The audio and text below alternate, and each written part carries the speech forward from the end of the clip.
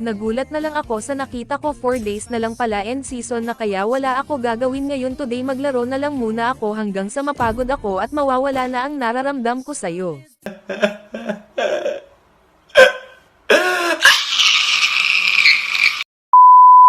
Bago ako maglaro nakita ko naka-open ng kaibigan ko sa ML kaya ko siya agad in-invite. Kaso di nag-accept, pipiliin ko na lang mag-solo guys kesa maghanap ng kalaro dahil I'm proud to be solo player.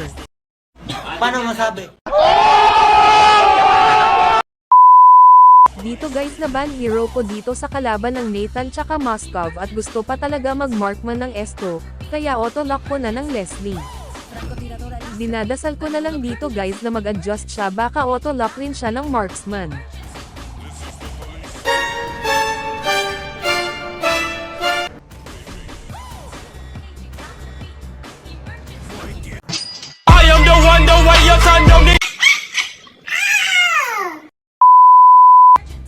Sa hindi pa alam maganda talaga tong gamitin ng Leslie lalo na kapag sa late game magulat ka na lang sa damage.